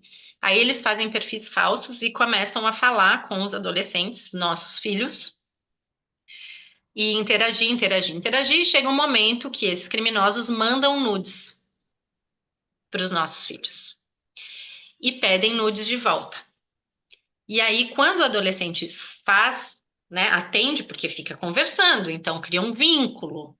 Quanto mais eles estão conectados só com a internet, menos vivendo na vida real, mais em risco eles estão desse tipo de coisa, tá? E aí, o que que acontece? Mandou, nosso filho mandou. Imediatamente eles começam a pedir dinheiro e dizer que vão expor o adolescente. E aí pode falar assim, ah, mas não mostrou o rosto. Mas é só printar a tela e ver de quem veio. Então tem um caso, não foi um caso que eu acompanhei, um caso que eu vi, vi na rede, né? Vi reportagem, que entre o momento que o adolescente mandou o nude, começou a extorsão, e o momento que ele se suicidou, passaram 6 horas. Porque eu me arrepio falando disso. Lembram que o adolescente é impulsivo? Ele entra em pânico do que pode acontecer. Quanto mais a família é rígida, punitiva, mais, né, com valores morais, enfim, relacionados a essa coisa, e não é uma crítica, é só uma questão de a gente entender que isso está ali. Quanto mais ele sente que isso vai ser perigoso para ele, mais grave é o medo que ele, mais intenso é esse medo, né? Eu atendo uma mãe cujo filho, agora ela tem um filho adolescente que está com 16 anos, e em 2016, o filho mais velho dela se suicidou e encontraram lá questões no computador dele também. Então, os desafios perigosos estão sendo risco muito grande, muito aumentado para os adolescentes. Ali, no caso, eram grupos extremistas que encontraram, né, dark web, coisas desse tipo no computador desse menino. Então, assim, a gente está falando de um cenário muito difícil, muito complexo. Eu não gostaria de trazer essas más notícias, né? Eu gostaria que tudo fosse muito mais leve, mais tranquilo para a gente, mas não é. A verdade é que é desafiador mesmo. Rafa, mais alguma coisa? Deixa eu ver aqui. Eu não vou conseguir subir tudo, eu acho. Eu acredito que a parte mais de cima ali, Dani, o pessoal se identificou muito com falta de comunicação com os pais também na hora de fazer o exercício. Uhum, E então isso também é algo que foi bem comum. E também comum, né, maravilhosas crianças, maravilhosos adolescentes, mas com muita tela, muita comparação. uhum.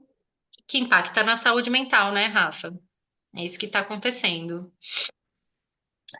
Criança que não quer ir para a escola, também, filho de 12 anos, não quer ir para a escola. Deixa eu falar sobre isso. Mentira. Deixa eu falar sobre essa questão da escola, tá? Tem uma questão que é eles estarem desengajados da escola, que está relacionado ao... Ah, só uma coisa, Rafa, já coloca os links, eu não vi isso porque eu estou vendo os comentários, já coloca os links das pessoas, porque na apresentação não tem, né? Falando sobre essa questão da escola. Então, quanto mais tela se tem, mais o estímulo rápido, dopamina barata. Chamo de dopamina barata. O que que é isso? Uma sensação de prazer rápida, né? Não preciso de muita coisa. A mesma coisa que comer um doce, comer uma comida muito gordurosa. Dopamina barata. Eu tenho uma sensação de prazer ali explosiva e fácil. Estudar, ler, fazer atividade física, ir para a escola, dopamina cara, né, gente? Dopamina que exige esforço. Então, quanto mais tela, e a tela, o videogame, tudo tá dentro dessa conta da dopamina barata.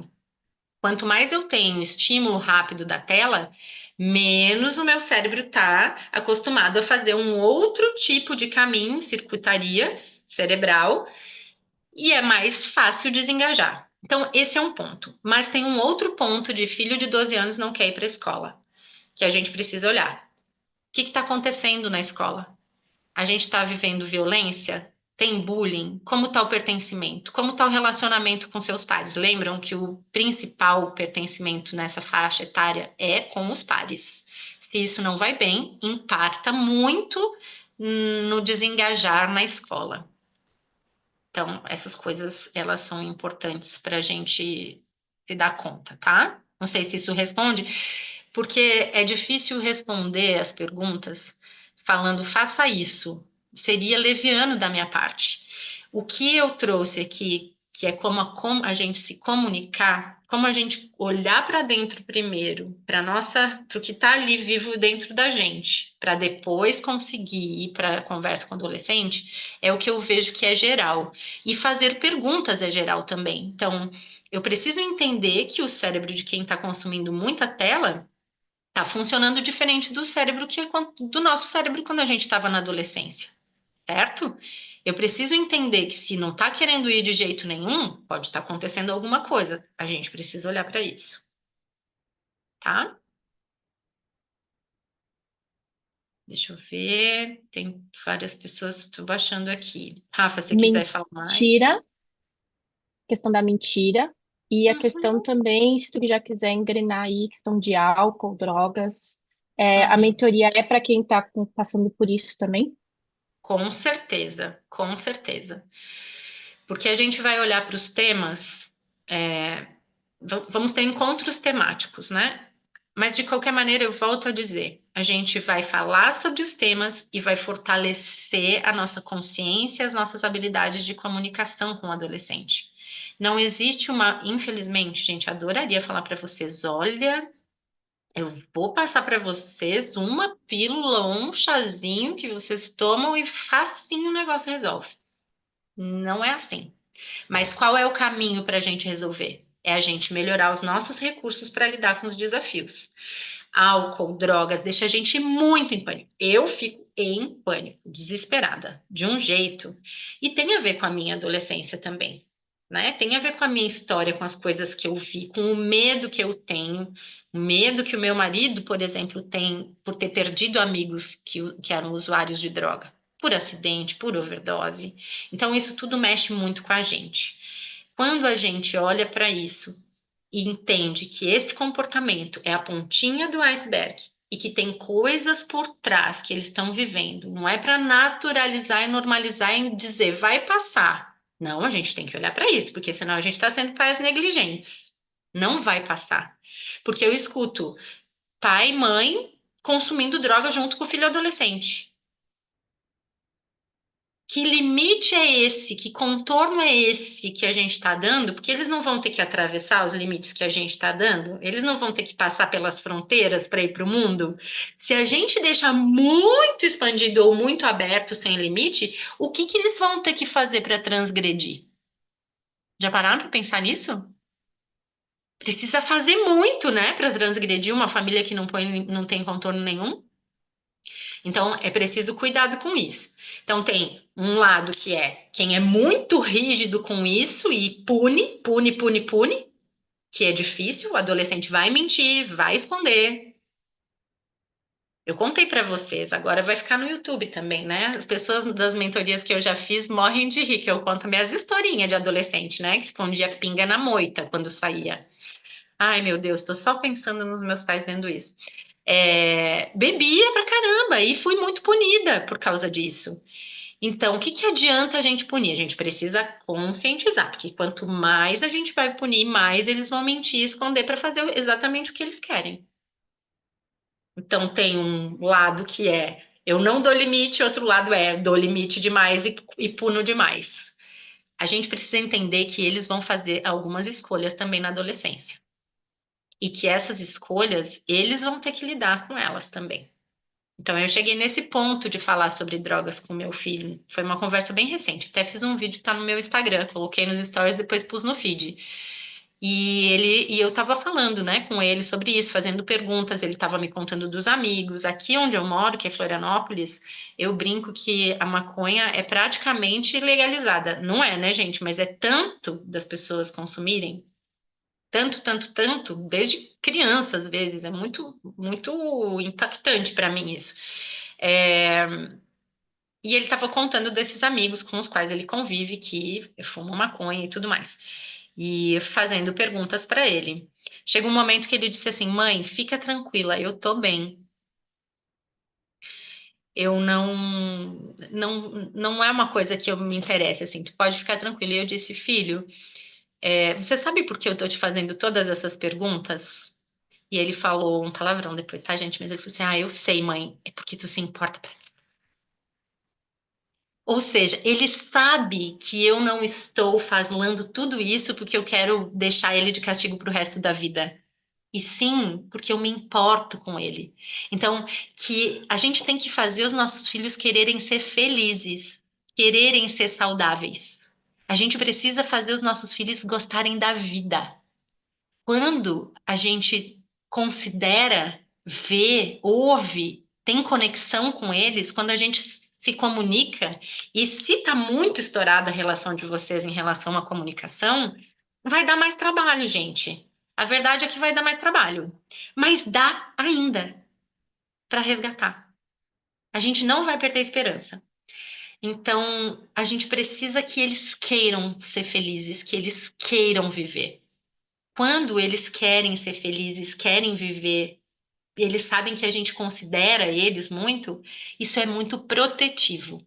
Mas a gente precisa aprender a lidar com os nossos dragões. Estou vendo alguém que colocou aqui, a Maria, mãe do rei da série A Casa do Dragão. Gente, não conheço essa. Mas, enfim, a gente vai ter que mexer com os nossos gatilhos, com os nossos monstros, com os nossos medos. E qual é o melhor lugar para fazer isso que não em companhia com outras pessoas? A gente precisa disso. Por isso que eu falei que esse processo aqui é um amadurecimento do meu trabalho. Eu quero que tenham encontros da comunidade. Eu quero que as pessoas possam se juntar e falar: olha, estou precisando fazer grupos de escuta para quem possa fazer a mesma coisa que eu fiz. A gente está junto aqui. Então, tem outras boias, tem outros mapas, tem outras histórias, tem outras pessoas que eu posso mandar no grupo do WhatsApp. Gente, tô surtando. Tem alguém disponível para me escutar e você sabe que essa pessoa sabe escutar, porque outra coisa que a gente não sabe é escutar, né, gente? Rafa levantou o dedinho, que eu falo pra caramba, né? Além, então, o que mais vai ser abordado aqui na mentoria? Eu vou colocar, foi uma pergunta que chegou aqui, e, e aí eu vou dizer algumas questões que foram abordadas, aí tu acaba complementando. Tá É, bom. homossexualismo na adolescência, aquilo que é moda na escola, a questão, né, de... Aqui ela pede dicas para cortar um pouco de telas, mas não é sobre dicas, não é sobre uma pílula mágica, tu já respondeu, mas o assunto telas também é um A assunto que está gente vai falar aqui. mais sobre as telas. A gente vai falar mais, inclusive com estratégias, gente. Precisa de uma aula só para isso. É, a criança que diz que não quer estudar porque aquilo não vai ser usado. Álcool e drogas também tu já colocaste. É, Vamos lá, que mais, gente? Vamos lá, vamos colocando os assuntos aí que a gente vai puxando. Pode falar, Dani, dentro desses assuntos, o que poderão ser abordados aí? Aqui, essa pergunta da Paula, eu até vou usar a palavra que hoje a gente usa, tá? Homossexualidade na adolescência é modinha. Como mãe, é algo que tenhamos que fazer. Então, tem uma aula com o Felipe Fortes e eu vou convidar ele de novo para dar aula dentro da comunidade, justamente sobre esse tema. Felipe Fortes é um médico ebiatra, que ele fala sobre essas questões de gênero e sexualidade, tá? Também tem uma aula com a Isabel Eilert, que é uma psicóloga especialista em sexualidade. Então, como que a gente lida com esses temas? Como que a gente começa a falar sobre sexualidade com os nossos filhos? Sobre, como mãe, o que que a gente precisa fazer, né? Eu não acho que seja modinha, mas é diferente do que era antigamente. Muitas pessoas antes precisavam esconder a sua orientação sexual. Hoje elas já têm mais autorização, bem entre aspas, eu vou usar essa palavra, mas é porque como isso já tem sido falado mais hoje, então os adolescentes eles estão com isso com uma cabeça muito diferente do que a nossa era, né? Então são coisas que a gente precisa de novo passar os 4 passos aqueles, sabe? Da gente ter conscientização sobre tudo que acontece, a gente poder fazer as escolhas de como a gente vai agir a partir dessa conscientização e aceitação. Então, é sobre isso. Muito conflito acontece. Adolescentes, jovens, quando revelam a sua orientação sexual, às vezes são expulsos de casa. Então, esse é um assunto muito tabu com o qual a gente precisa lidar, sem dúvida. Quais são os problemas abordados? Todos, o Júnior perguntou, todos que as pessoas quiserem. A gente tem um ano para selecionar temas e sentar e conversar e chamar especialistas, enfim, tá? Então, a gente vai falar sobre telas, vai falar sobre o gênero, orientação sexual, a gente vai falar sobre álcool e drogas, a gente vai falar sobre o que, que é esse início da adolescência, caso você tenha filhos mais jovens, ainda recém entrando na adolescência, ali de 10, 11 anos, né? Tem o Rubicão, que acontece aos 9 anos, então, tudo isso. A gente não consegue, né, falar, estamos aqui há quase 2 horas. O que mais que eu vi aqui? Os pais têm a obrigação de ser exemplos para os filhos, né? Exatamente. Não vai existir filho que faz o que o pai fala, eles vão fazer o que estão vendo a gente fazer. Exatamente, Maria. O livro que eu citei foi o livro do Daniel Siegel, o Cérebro Adolescente. Fala. Inclusive, quero colocar dentro da comunidade um clube do livro sobre esse livro. Que mais que eu vou ver? Aqui alguém falando sobre a escola, né? Para que ir para a escola, tudo aquilo, se eu não vou usar nada disso na minha vida. Gente, super comum. Como que a gente cuida disso, né? Como que a gente conduz essa comunicação? A Júnior falando. despreocupação com o futuro. Uhum, uhum. É isso aí. Deixa eu ver. Ai, Alessandra, tô lendo agora os comentários de vocês. A Alessandra colocou aqui, sensacional, chorei, me emocionei, estou finalizando com a certeza que preciso do curso e posso mudar. Ai, obrigada, querida. Fico feliz. A gente vai estar juntas de mãos dadas. Isso mesmo. Porque para mim, caminhar, fazer trilha no meio da mata, dá pra gente fazer sozinho? Até dá, né? Mas é perigoso, né? Então, como que a gente vai juntas, juntos? É isso mesmo. Queridos, a gente já está aqui há Tem, quase 2 horas, né? tem uma dúvida muito boa aqui, que acho que deve ser conflito de muitos pais, principalmente separados. Como ajudar o filho a começar a beber? Como ajudar o filho que começa a beber se o pai ele é ou um alcoólatra, enfim. O pai é alcoólatra e ele não, ele quer ajudar o filho. Peraí, Tem que vir para a mentoria. é, é. Não existe resposta simples para questão complexa, né, gente? A gente vai olhar Uhum. para isso com a responsabilidade que a gente precisa ter para situações quando elas pedem, né? Não é uma coisa. Ah, aqui tô vendo. Não é uma coisa que a gente vai. Hoje em dia, é uma característica do nosso tempo. A gente quer solução rápida, a gente quer milagre. Não existe milagre Não estou prometendo milagre, tem coisas que a gente precisa de muito apoio, de cuidado multiprofissional. É isso? Então, o que a gente vai fazer na mentoria? O que que a mentoria oferece para a gente? Oferece companhia, muito conteúdo, aulas com especialistas, companhia onde a gente vai trocar. Então, quando a gente escuta a história das outras pessoas, vão caindo fichas para a gente. Quando a gente escuta o que que deu certo com o outro, ou o que que deu errado com o outro, isso é um senso de comunidade e pertencimento que a gente precisa. Então, as situações, a gente vai dar o caminho. Ainda é preciso fazer a escolha por fazer esse caminho. Aqui existe, ó, existe um mapa. Esse mapa aqui vai olhar profundamente para dentro de você, porque mesmo assim, o pai é um alcoólatra, né? É um modelo de daquilo poder ser permitido. Como a gente conversa sobre isso? Porque a gente não falou aqui, mas tem uma série de questões ali que são sobre trauma, né? Sobre trauma do desenvolvimento. Não falei porque é muita coisa, mas isso vamos falar também dentro da mentoria, tá? O que que significa trauma? Porque às vezes a gente acha que trauma é só uma coisa extrema, passou por uma guerra, perdeu a casa, perdeu os pais. Não. Trauma é tudo aquilo que a gente passou e ficou sozinho para lidar. Então pode ser a mãe saiu, deixou na escola a criança gritando. Pode ter registrado para essa criança um trauma de abandono. A gente não sabe. Para um pode não ter acontecido nada, mas para outro sim. Então é sobre a complexidade das relações, né? É muito grande, tem muitas camadas. A Deise Mara colocou É, aqui, eu pode. tenho uma dúvida depois, Dani, pode falar, Tá, depois só vou eu falar falo. para ela. Ela perguntou o nome da juíza que eu citei. O nome é Vanessa Cavalieri. Já convidei ela para dar uma aula para o grupo da mentoria. É uma das especialistas. A A Diana Sandra pediu aqui no perguntou. privado, Oi? a Sandra pediu aqui no privado sobre a questão do cigarro eletrônico, tá? O filho Ah, sim. dela É tema também.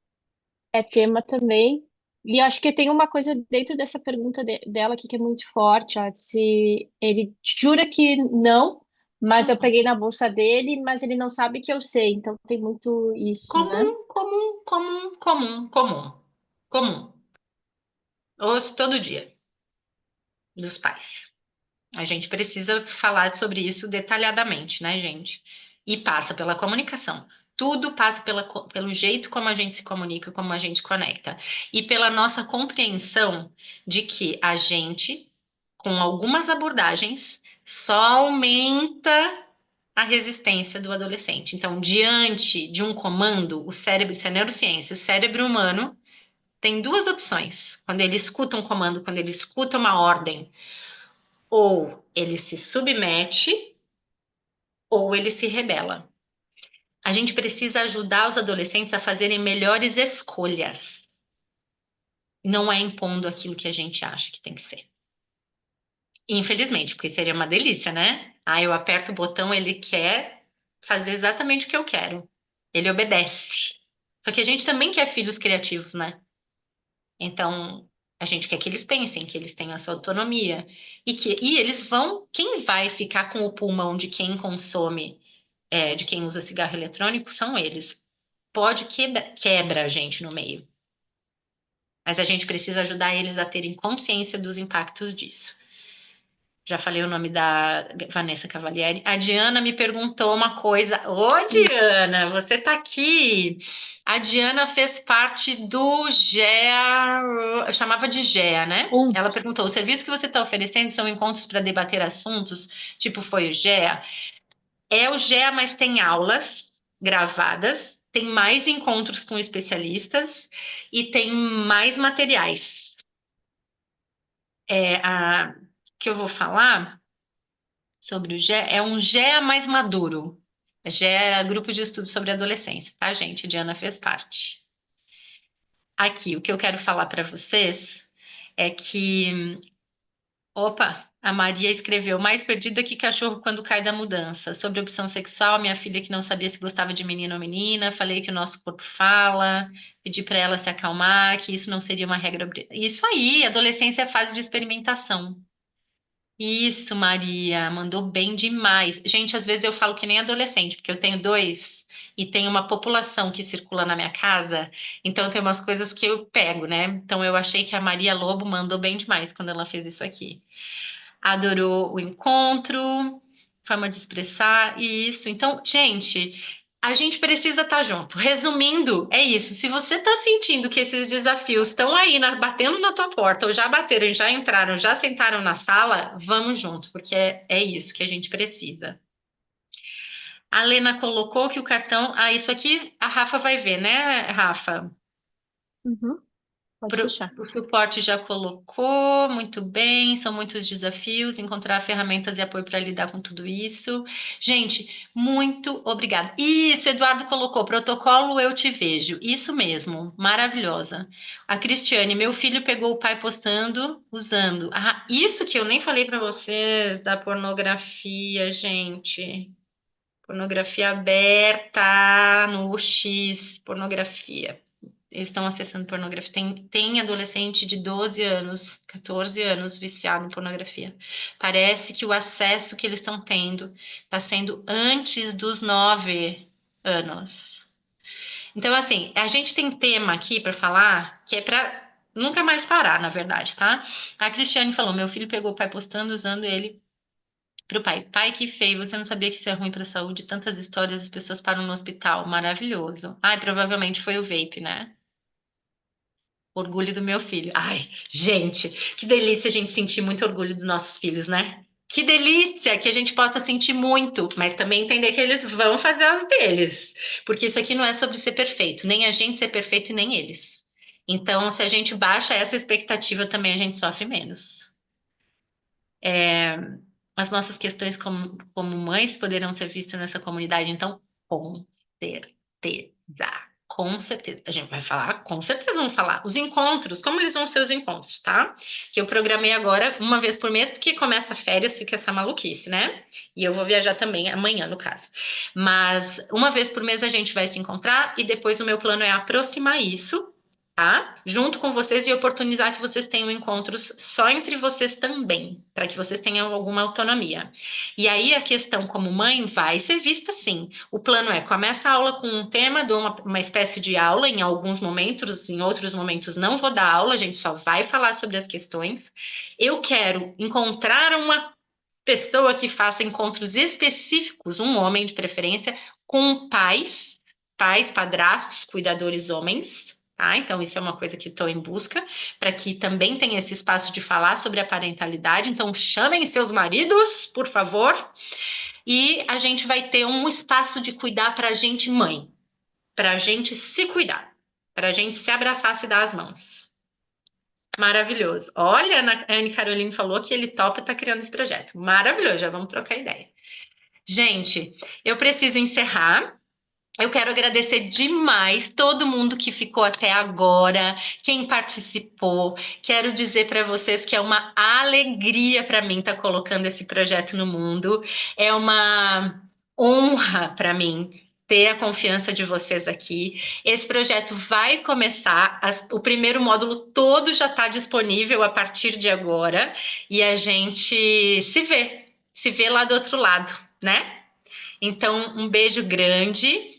Vocês colocam. Peraí, deixa eu ver aqui. Já vai colocar tudo em prática, Rose. Ai, gente, que maravilha. Muito, muito obrigada pela presença de vocês. Eu vou encerrar. Se vocês quiserem me escrever, fico muito feliz de receber. Me mandem DM. Um grande, grande abraço. Um beijo, gente. Tchau, tchau.